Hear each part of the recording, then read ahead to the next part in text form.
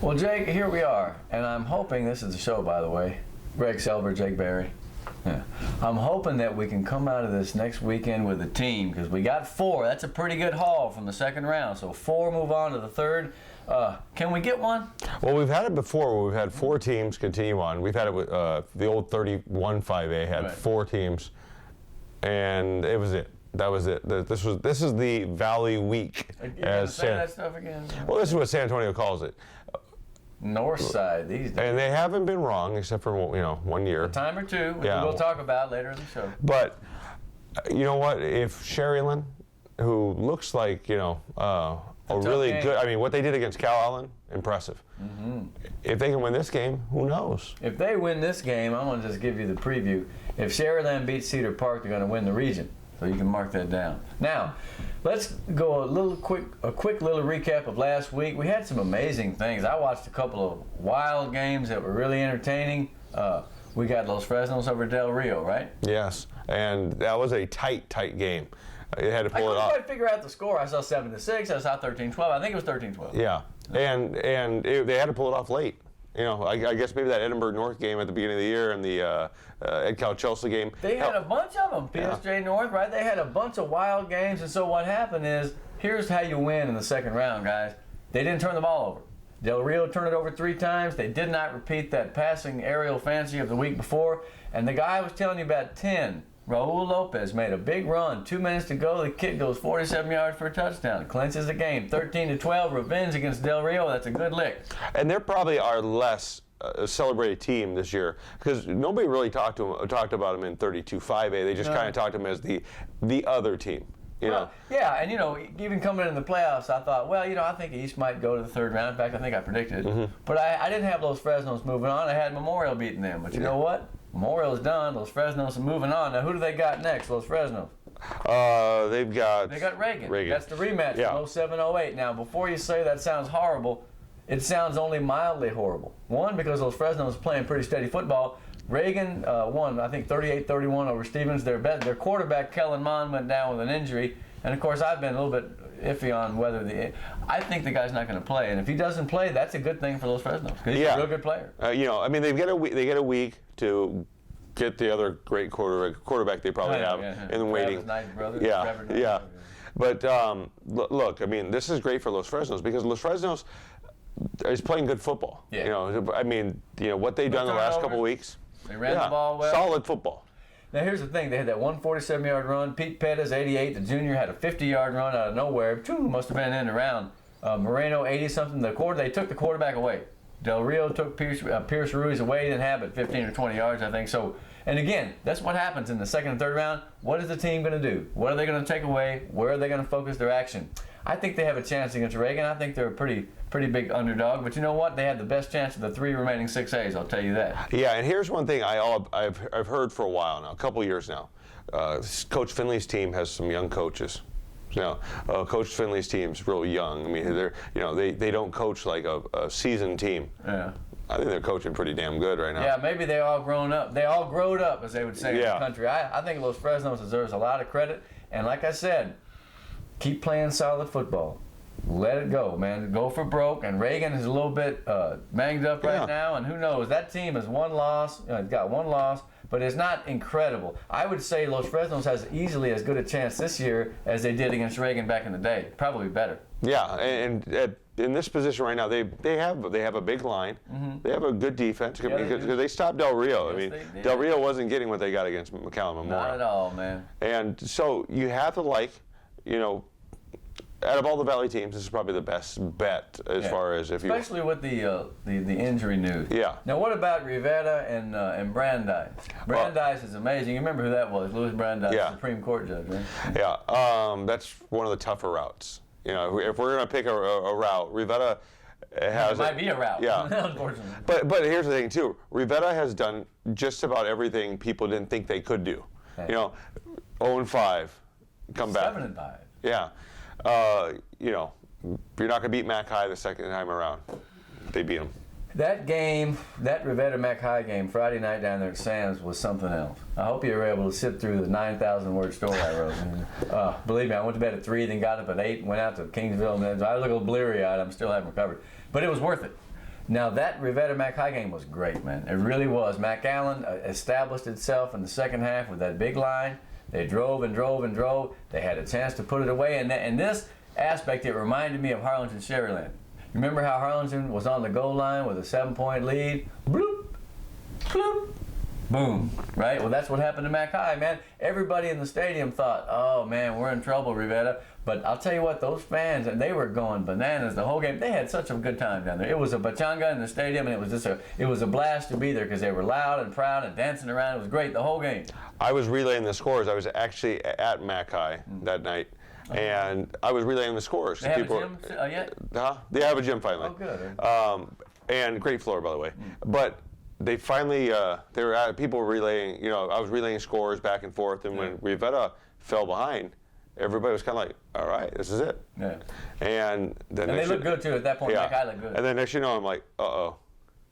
It's happening again. Yeah, The magic team. Yeah. And here's the thing. I talked to a coach from Riviera, and once again, they told me, they just kind of throw the plays out there, and they're calling it at the line. Anyway, they're doing a great job. The kids are just playing. I'm not saying it's ball in the street, right. kind of stuff like that. But they are playing inspired. Playing loose football, yeah. man. Good loose football. Yeah. That don't mean shabby. It doesn't mean undisciplined. Loose means, hey, we're gonna do it. Yeah. Hey, Elizondo, it's just man. easier. It's easier too for the kids. If they don't feel, I got to run this exact route. Technique uptight. Yeah. No, they're playing ball. Let me tell you about some of their guys. Elizondo, he's something. He really is something. He got bottled up. Mac Allen did a good job in the box. He had the 50 yards on 22 carries. He scored when he had to, twice. But he threw the bomb, man, to Augie again. Martinez, number 12, 63-yarder. Mac Allen missed a field goal. Boom, the moonshot. And then Rubio makes this ridiculous. Edward Rubio, let me tell you, he looks like Marone. Maybe a little slender, but he's the same number, big, tall kid in black. It looks a lot like him. One-handed diving catch in the end zone. It was just insane, man. Mac Allen had it. But Riviera took it because they're a magic team, and Elizondo is cool as a cucumber. Man, that guy is some kind of player. He is. Now, he's not going to throw for 300 yards because that's not what they do. He's not going to run for 200 yards. That's not what they do. What he does is make the big plays when you need them. So if you want to go a fourth quarter stats, he's got to be one of the best quarterbacks in South Texas. He's phenomenal. So he's Johnny Football-like. That's what they're saying over there, man. I'm telling you, it gives me the chills because he took that game over, man. Now, there are a bunch of other guys that did very well. The defense is pretty solid. I love Godoy, that big four. And Espinoza had a good game, 25, 51. Those guys, Segura is 51. He's a junior. Albert Segura, he made a lot of tackles, man. And Cristian Martinez, 25. Look, that team wanted to win very badly. And it's not that Mac Allen didn't. They played a pretty good football game, man. They took Fred away. He didn't have any rushing yards. No, he didn't even really try that much. But Ricky was trucking him in the second half, man. Ricky Rodriguez was running. He was having fun, man. He was hollering. That guy had a great 170. Yeah. And he just boom, boom, boom. It was good stuff. They just didn't finish. Yeah. They did not finish. I'll tell you, it was surprising, man. I think everybody thought they had it. Did you think the field goal was going to go when they lined up? Wouldn't you? It's right there. Yeah. They missed a long one. It was like 40. But then they had that one, it was a chip shot at the end, man, and oh no, they didn't make it. When that happened, it's like Godoy said in my article, they knew. It was a sign. It was Riviera's game, and I knew that too. From that moment on, I just looked at Elizondo, and he was like, he's a very unassuming kid. Kind of tall, kind of lean. The kids just kind of look at him like, what are we going to do? And you say, well, this. Mm-hmm. And they do it. Riviera's a magic team, man. I was so glad to be there. It was amazing. Now, before the game, you thought Tom Chavez was feeling pretty good about the game, right? He was, man. Look, when you talk to that guy, you get stories and you get axioms, and then sometimes he'll just kind of look at you. Like, if you don't feel like talking, he'll just look at you. I've always admired that guy. He's got a pedigree about a mile long. And, of course, let's talk about Kevin Brewer for a minute. Because that guy's done a tremendous job at Mac Allen, okay? Look at the progression. He got there. They made the playoffs. They won a playoff game this year. Probably should have won one, a second game. Yeah. No, I think they're in good shape, man. And I'll tell you what, I like the way he runs that team. He's a calm, cool, collected guy, and very respectful. And like I said, man, he's a pretty good-sized cat. Him and Chavez would be a good battle. I really feel like it would. Yeah. Well, and look. Youth against the treachery and experience, as it were. I mean, is there something that can be said about what Tom Chavez has done the last 2 years there? Because, look, it's a team that both years. We looked at the team and go, oh my No way, God, we feel bad for them. Yeah, You know? and they're not out. They're in, and they're beating teams that some people think they shouldn't beat. And so, if you're looking for magic, go to Sam's Stadium, man. Always nice to go down Palm Boulevard, one of the prettiest drives around. You make that little loop off of Boca Chica. I love Brownsville. Always madness down at Sam's, and it was that way on Friday. Outstanding. Yeah. I hated for one team to lose it, but it was a great football game, and those kids will always remember it on both sides. One of the best ones you've seen? Indeed, except for the one the next day, which was totally nuts. Yeah. We'll get there. All right. So that's Riviera, Los Fresnos. Who else? Now, East did a heck of a job, man. Yeah, and look, I mean, they lost their most important piece.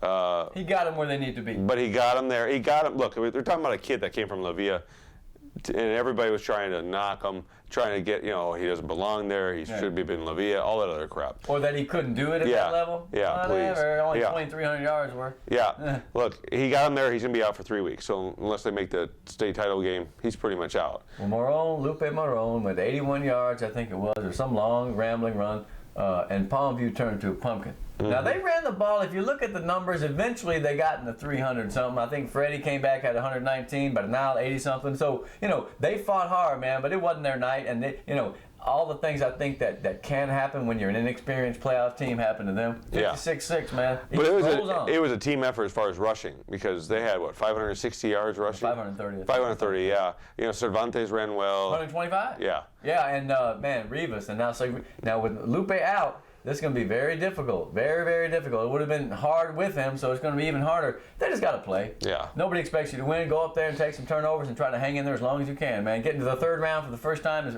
pretty slick. Or first time is the second. And they're going to be playing Steele, which, look, I mean, if Brandeis Steele, Steele beat Brennan. Yeah. I thought Brennan was a better team. You look at the numbers and compare common opponents, they were better. But you know what? Steele's got that long pedigree, man. They ain't been around that long, but they already got a state title, appearance in the finals, semifinals.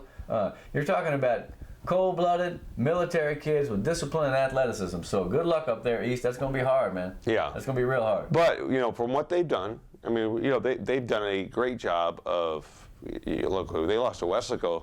It was kind of like, oh, no, what's going to happen to this team? They regrouped. 2 playoff games, made the third round.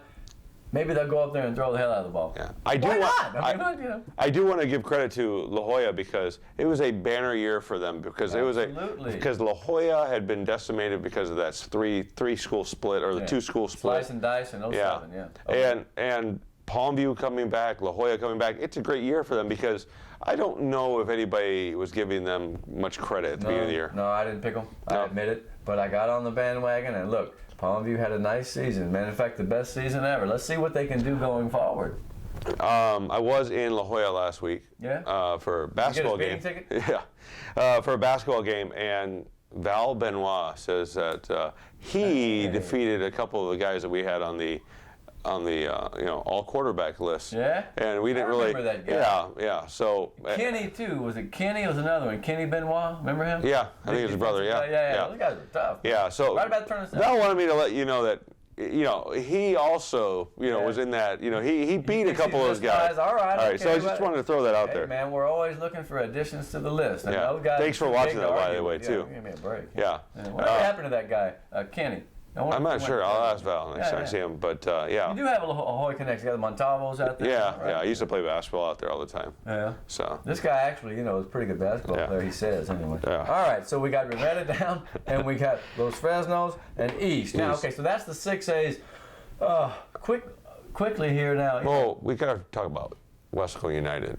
Oh, that's right. Yeah, because we can't leave them out. They did a pretty good job. Yeah, but the weather was horrible, lightning, delays. 28. Yeah. Hey, Yeah, I mean, a lot better than they did the week before as far as scoring. Yeah, that's right. They had to. Yeah. They only scored 3 points against Harlingen, so to score 28 against a good United team that could put up the ball. You look at United's body of work. They played a tough schedule, which they had been doing lately. Judson and them is going to be crazy because Judson put 50 on somebody. I can't remember. O'Connor, yeah.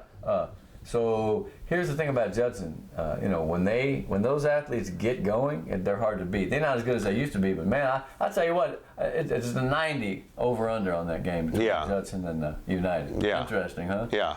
So the 6A's are up against it. We're not going to lie to you. Those are 3 tough games. I'd say the team that has the best chance of those Fresnos, and then probably Riviera, and then Weslaco East is limping in. But you know what? They got pride. That's a great program. Coach Mike Burgett needs to be congratulated because that's a slick deal. They've done real well this year. Yeah, they've done a tremendous job over there, and you know what? I mean, it only gets better for them because they seem to reload at running back every year. Indeed. And if one of these three teams happens to win, then man, we get to come back and crow and brag and pound our chest and say, no, we didn't say y'all were going to lose. Anyway, hey, let's take a quick break here on the show. And when we come back, we're going to talk about the team that I feel needs. You talk about congratulations and achievements, man.